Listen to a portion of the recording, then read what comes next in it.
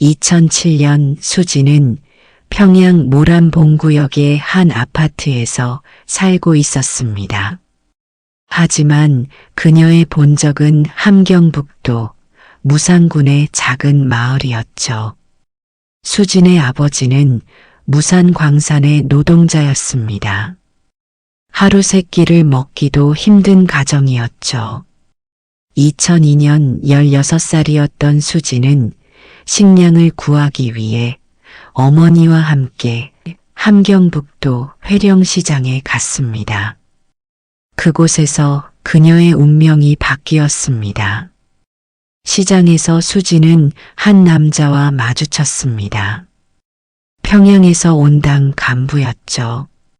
그는 수진의 외모에 눈독을 들였습니다.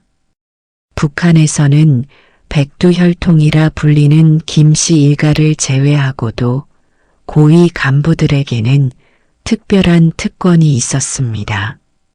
바로 기쁨조나 개인 비서라는 명목으로 젊은 여성들을 선발할 수 있는 권한이었죠. 노동당 작전부 소속의 고위 간부가 수진의 가족에게 제안을 했습니다. 이 처녀를 평양으로 데려가겠소. 당의 일을 돕게 하겠소. 가족들에게는 매달 식량을 보내주겠소. 굶주림에 시달리던 수진의 부모는 고민할 여지가 없었습니다. 딸을 보내면 가족이 살 수 있었으니까요. 16살 소녀 수진은 그렇게 평양으로 갔습니다. 하지만 평양에서의 삶은 수진이 상상했던 것과 달랐습니다. 그녀는 리 비서의 개인 비서가 아니라 사실상 그의 첩이었습니다. 북한 고위층에 숨겨진 문화였죠. 처음에는 모든 것이 낯설었습니다. 수지는 생전 처음 제대로 된 쌀밥을 먹었고 생전 처음 고기가 들어간 음식을 매일 먹었습니다. 겨울에도 난방이 되는 아파트, 따뜻한 물이 나오는 욕실, TV, 냉장고. 함경북도 산골에서는 상상도 못할 생활이었습니다. 리 비서는 한 달에 두세 번 그녀를 찾아왔습니다. 그에게는 평양에 본처와 자녀들이 있었지만 수진이 있는 아파트를 드나들었죠. 수진은 처음에는 이 모든 것이 싫었지만 점차 익숙해졌습니다. 그리고 2005년 수진은 임신을 했습니다. 임신 소식을 들은 리 비서의 반응은 차가웠습니다. 아이는 지워야 하오. 내게는 이미 가정이 있어. 하지만 수진은 거부했습니다. 그녀는 이미 태동을 느끼고 있었고 생명을 지우고 싶지 않았습니다. 리 비서는 화를 냈지만 결국 아이를 낳는 것을 허락했습니다. 대신 조건이 있었죠. 아이는 절대 리 비서의 자식으로 등록할 수 없었습니다. 수지는 미혼모가 되어야 했죠. 북한에서 미혼모는 사회적으로 매장당합니다. 2006년 3월 수지는 평양의 한 산부인과에서 딸을 낳았습니다. 그녀는 아이의 이름을 미래라고 지었습니다. 희망을 품었던 것이죠. 하지만 현실은 냉혹했습니다. 리 비서는 출산 후 한 달 동안 단 한 번도 찾아오지 않았습니다. 식량 공급도 끊겼습니다. 수지는 혼자서 갓난아기를 돌보며 굶주려야 했습니다. 그리고 2006년 여름 수지는 결심했습니다. 무산에 있는 친정으로 돌아가기로.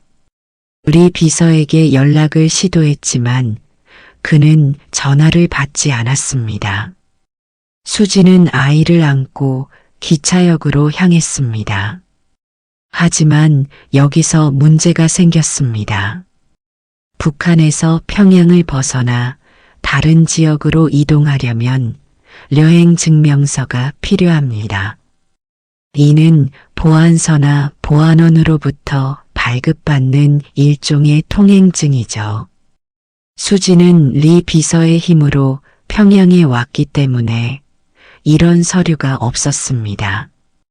수지는 몰랐습니다. 그녀가 평양을 벗어나는 순간 그녀는 더 이상 보호받지 못한다는 것을.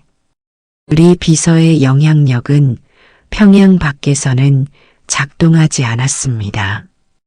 수지는 아기를 안고 기차에 올랐습니다. 기차로 18시간이 넘는 여정이었습니다. 그녀는 여행 증명서가 없었지만 리 비서가 준 돈으로 교통안전원에게 뇌물을 줄 생각이었습니다. 기차는 천천히 북쪽으로 향했습니다. 함경남도를 지나 함경북도로. 수지는 계속 긴장하고 있었습니다. 아기는 그녀의 품에서 잠들어 있었죠. 기차가 고원역에 멈춰 섰습니다. 교통안전원들이 객차로 올라왔죠. 그들은 승객들의 신분증과 여행증명서를 검사하기 시작했습니다. 수진의 차례가 왔습니다. 동무, 여행증명서 내놓으시오. 수진은 떨리는 손으로 가방을 뒤졌습니다. 하지만 그녀에게는 여행증명서가 없었습니다. 그녀는 교통안전원에게 돈을 건네려 했습니다.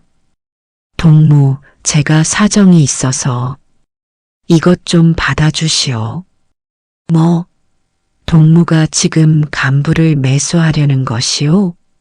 상황이 꼬였습니다. 교통안전원은 다른 승객들이 보는 앞에서 수진을 끌어냈습니다. 아기는 울기 시작했죠. 고원역 사무실로 끌려간 수진은 무릎을 꿇었습니다. 동무, 제발 용서해 주시오.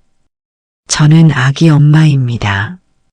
아기가 아파서 고향에 가야 합니다. 제발. 여행 증명서 없이 무단으로 이동했으니 동무는 노동단련대에 가야 하오. 노동단련대. 북한에서 경범죄를 저지른 사람들이 가는 곳입니다. 강제노역을 하며 3개월에서 6개월을 보내야 하죠. 수진은 공포에 질렸습니다. 그 순간 수진이 더 절박하게 매달리자 교통안전원이 화를 냈습니다. 교통안전원은 권총 손잡이로 수진의 머리를 내리쳤습니다. 1번, 2번. 피가 흘러내렸습니다. 수진은 비명을 질렀고 본능적으로 자신을 방어하려 했습니다. 그녀는 교통안전원의 손을 물었습니다. 손가락을 있는 힘껏 물어뜯었죠. 교통안전원은 소리를 지르며 수진을 때렸습니다. 수진은 제압당했고 바닥에 쓰러졌습니다. 그녀의 옆에서는 아기가 울부짖고 있었습니다. 수진은 그렇게 고원역 구류소에 끌려갔습니다. 아기는 그녀에게서 떨어져 인근 주민에게 맡겨졌습니다. 그곳은 지옥이었습니다. 3평도 안 되는 방에 20명이 넘는 사람들이 갇혀 있었습니다. 화장실도 없었죠. 한쪽 구석의 양동이가 화장실이었습니다. 악취가 진동했고 벌레들이 득실거렸습니다. 수지는 매일 아침 5시에 일어나 강제 노역을 했습니다. 농장에서 옥수수를 심고 돌을 나르고 길을 닦았습니다. 하루에 주어지는 식사는 옥수수죽 한 그릇이 전부였습니다. 하지만 수진을 더 괴롭힌 것은 육체적 고통이 아니었습니다. 그녀의 아기 생후 4개월의 미래가 어디에 있는지 몰랐습니다. 그녀는 매일 밤 울었습니다. 2개월이 지났습니다. 2009년 9월 말 수진은 마침내 석방되었습니다. 그녀는 비틀거리며 구류소 밖으로 나왔습니다. 몸무게는 10kg 이상 빠져 있었죠. 수진은 아기를 맡긴 집을 찾아갔습니다. 그 집 문을 두드렸을 때 그녀는 이미 알고 있었습니다. 뭔가 잘못됐다는 것을. 문이 열렸습니다. 한 중년 여성이 나왔죠. 그 여성의 표정을 본 순간 수진의 다리가 풀렸습니다. 동무의 아이가. 수진의 딸 미래는 한 달 전에 폐렴으로 사망했습니다. 생후 6개월. 그 아이는 엄마의 품에서 떨어져 낯선 집에서 추운 북한의 가을 날씨에 제대로 된 치료도 받지 못하고 죽었습니다. 수진은 그 자리에서 무너졌습니다. 그녀는 소리를 지르며 땅을 쳤습니다. 하늘을 향해 울부짖었습니다. 수진은 3일 동안 아무것도 먹지 않았습니다. 그녀는 죽고 싶었습니다. 하지만 그녀는 살아남았습니다. 복수를 위해서 수진은 평양으로 돌아가려 했습니다. 리 비서를 찾아가려 했죠. 하지만 그녀는 곧 깨달았습니다. 평양으로 돌아갈 방법이 없다는 것을.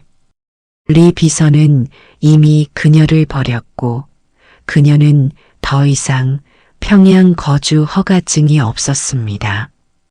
수진은 무산의 친정으로 갔습니다. 하지만 부모님은 없었습니다.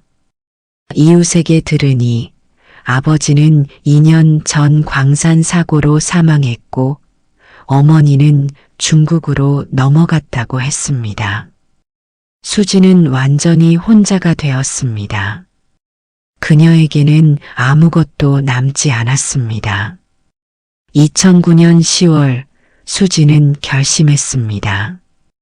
탈북하기로. 무산은 중국 국경과 가깝습니다. 두만강만 건너면 중국이었죠. 하지만 국경은 삼엄했습니다.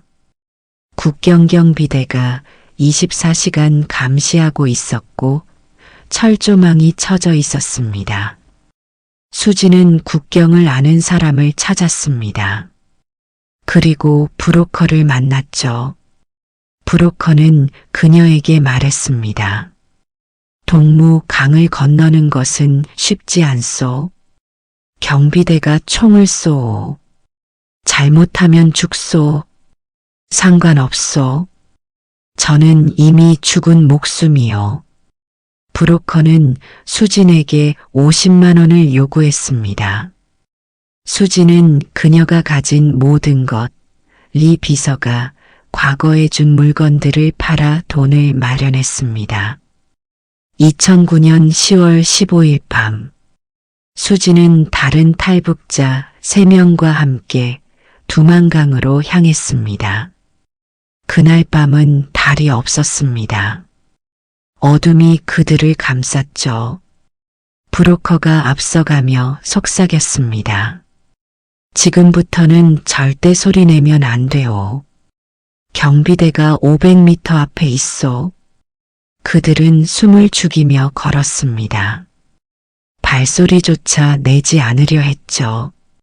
30분을 걸어 그들은 강가에 도착했습니다.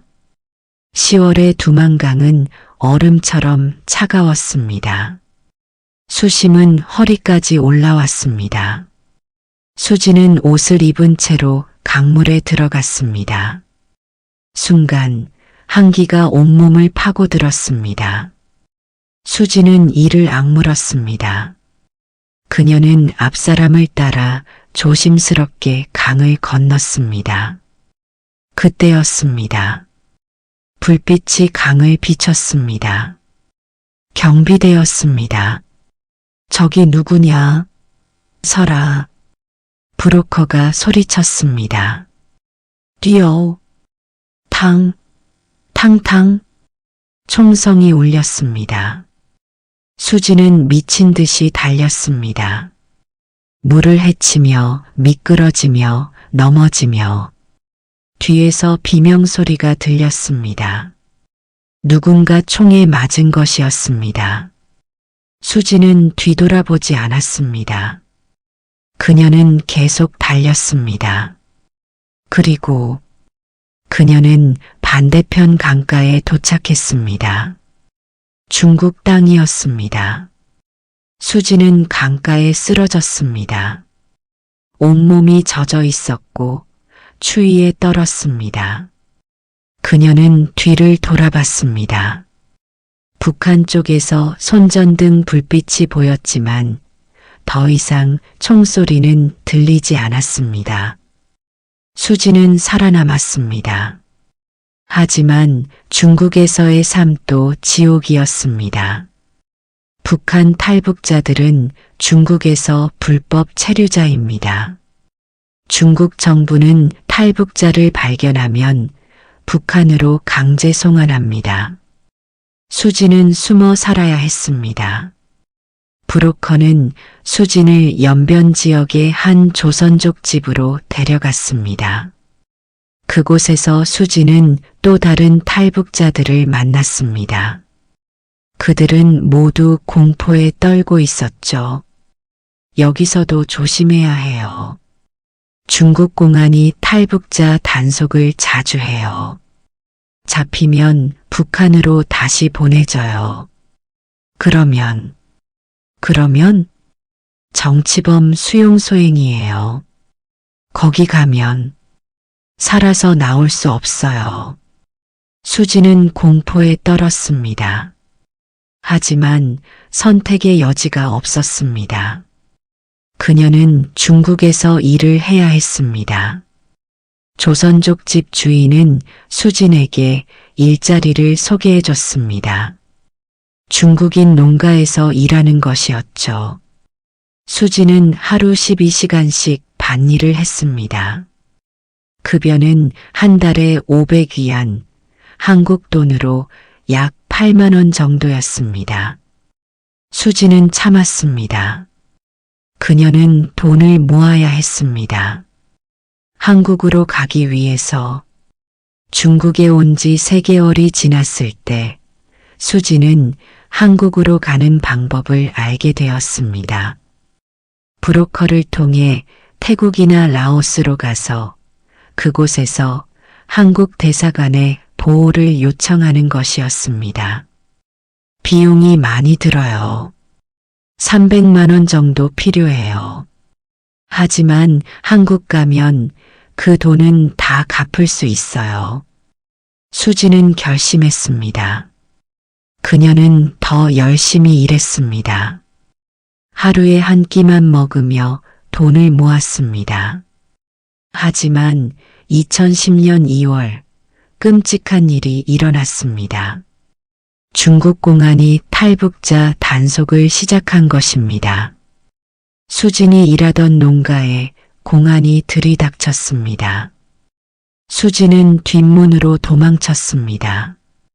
그녀는 산으로 달렸습니다. 밤새 산속을 헤매던 수진은 다른 조선족 집에 도착했습니다. 그곳에서 그녀는 숨었습니다. 하지만 더 이상 밖으로 나갈 수 없었습니다. 수지는 그 집 지하실에서 6개월을 숨어 살았습니다. 해를 보지 못했습니다. 그녀는 우울증에 빠졌습니다. 그리고 2010년 8월 수지는 임신 사실을 알게 되었습니다.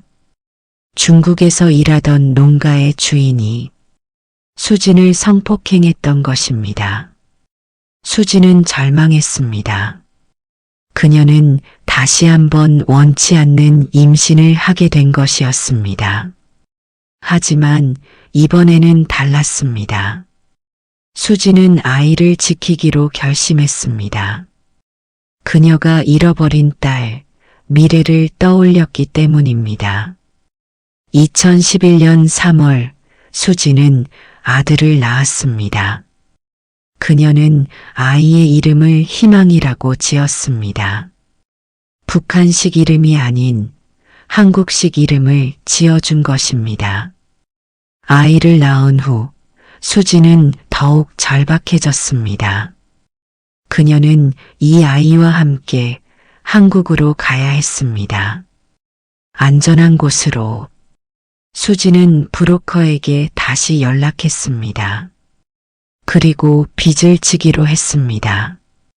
한국에 가서 갚기로 약속하고 브로커는 수진과 아기를 태국으로 보내줬습니다. 2011년 6월 수지는 생후 3개월의 아기를 안고 중국을 떠났습니다. 그들은 차를 타고 기차를 타고 또 차를 타고 꼬박 일주일을 이동했습니다. 여정은 위험했습니다.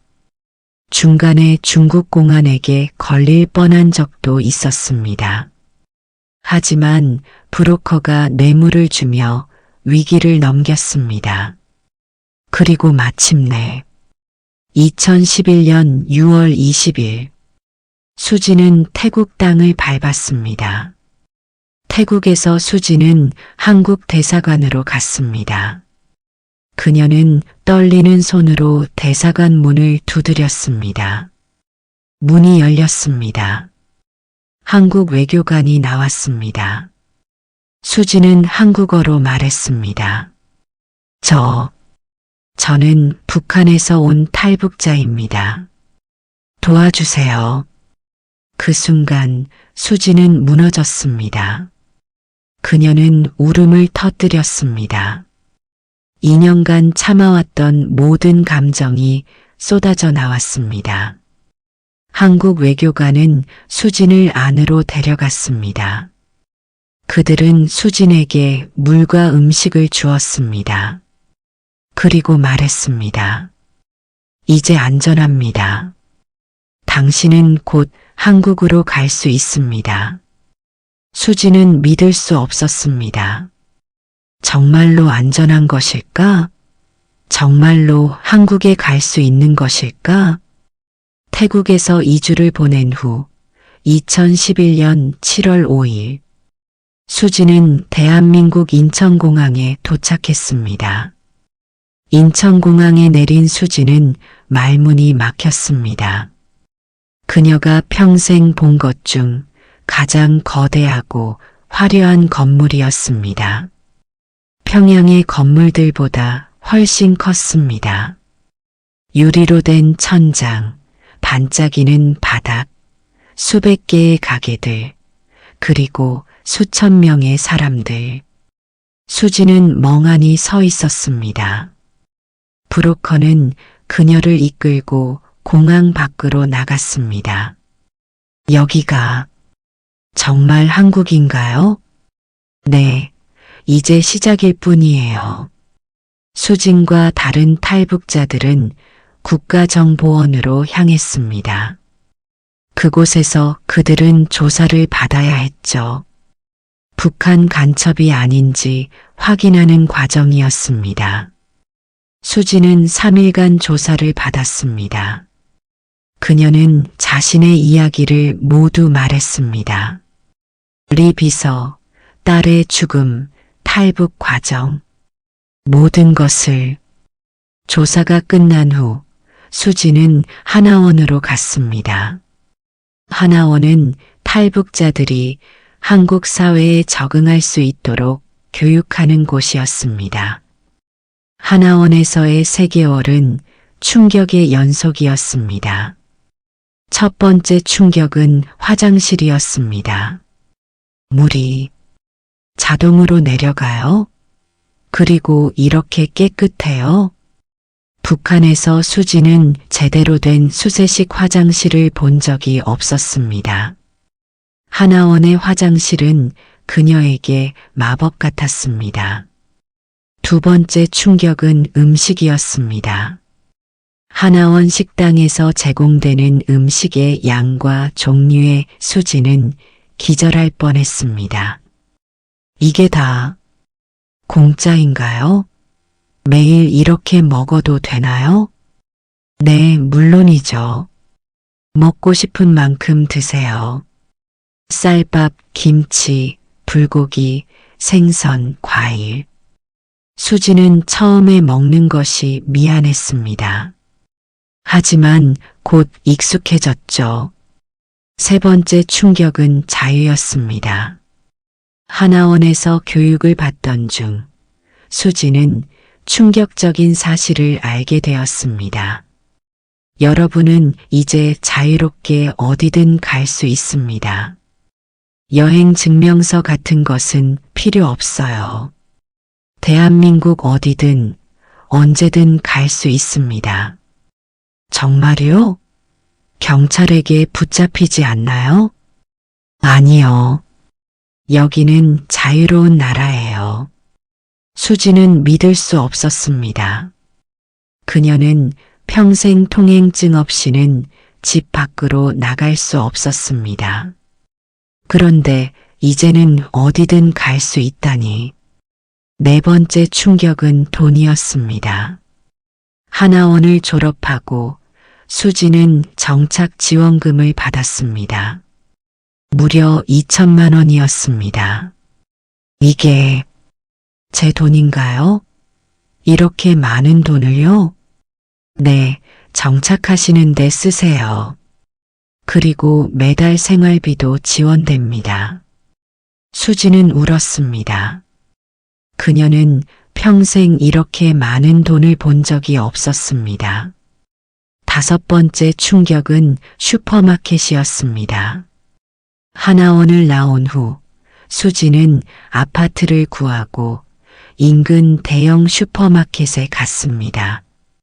그녀는 슈퍼마켓 입구에서 멈춰 섰습니다. 그 광경에 압도되었기 때문입니다. 세상에, 이게 다 음식인가요? 수백 종류의 과자, 수십 종류의 쌀, 신선한 과일과 야채, 각종 고기와 생선. 수지는 1시간 동안 슈퍼마켓을 돌아다니며 구경했습니다. 그녀는 아무것도 사지 못했습니다. 너무 많아서 뭘 사야 할지 몰랐기 때문입니다. 여섯 번째 충격은 병원이었습니다. 수지는 아들 희망이를 데리고 병원에 갔습니다. 아이가 감기에 걸렸기 때문입니다. 병원에서 수지는 또 한 번 충격을 받았습니다. 아이가 폐렴 초기 증상이 있네요. 약을 처방해 드릴게요. 비용이 얼마나 되나요?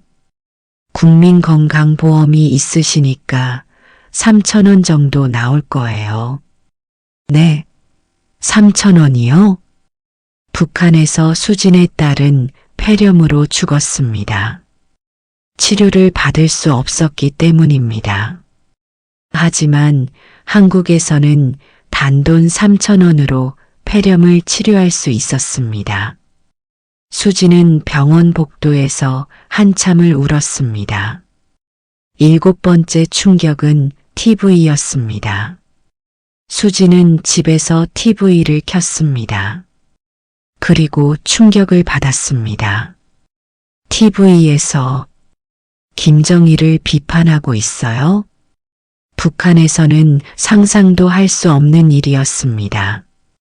TV에서 최고 지도자를 비판하는 것. 수지는 처음에 두려웠습니다. 이걸 보면 처벌받는 것이 아닐까? 하지만 곧 깨달았습니다. 여기는 자유로운 나라라는 것을, 말할 자유가 있다는 것을. 하지만 한국에서의 삶이 마냥 좋기만 한 것은 아니었습니다. 수지는 취업을 해야 했습니다. 하지만 쉽지 않았습니다. 경력이 없으시네요? 네. 저는 북한에서 왔습니다. 아, 탈북자시군요. 저희가 연락드리겠습니다. 수지는 10군데가 넘는 곳에 지원했지만 모두 떨어졌습니다. 탈북자에 대한 편견 때문이었습니다. 수지는 좌절했습니다. 한국에 왔지만 여전히 차별받고 있었습니다. 나는 왜 이렇게 살아야 하는 걸까? 북한에서도, 중국에서도, 그리고 여기서도.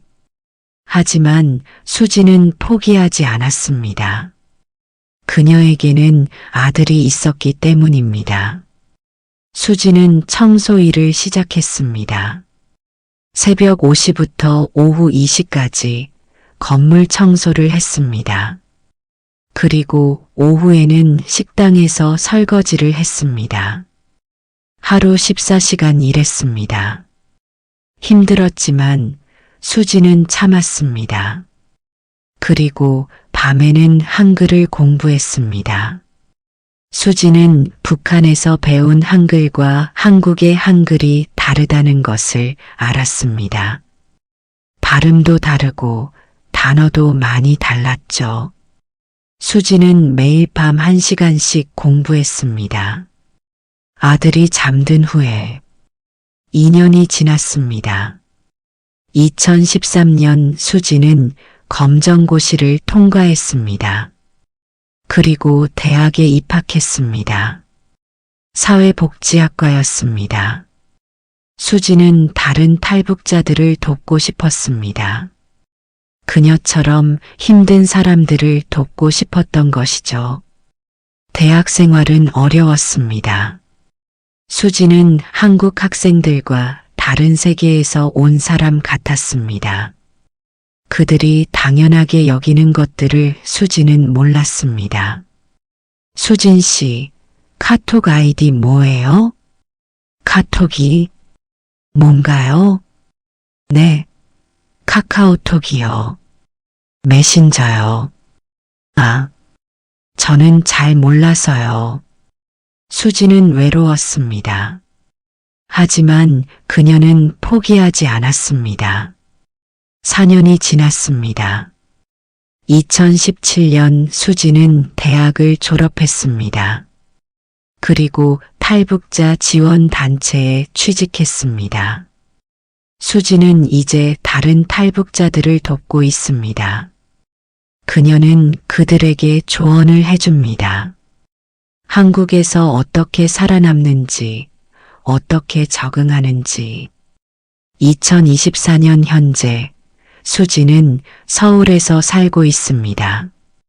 그녀의 아들 희망이는 이제 13살이 되었습니다. 중학교에 다니고 있죠. 수지는 가끔 북한을 생각합니다. 그곳에 남겨진 사람들을, 그녀의 친구들을, 그리고 그녀의 딸을. 수지는 매년 딸의 기일에 교회에 갑니다. 그리고 기도합니다. 미래야, 엄마가 널 지켜주지 못해서 미안해. 하지만 엄마는 여기서 잘 살고 있어. 내 동생도 잘 크고 있어. 우리를 하늘에서 지켜봐줘.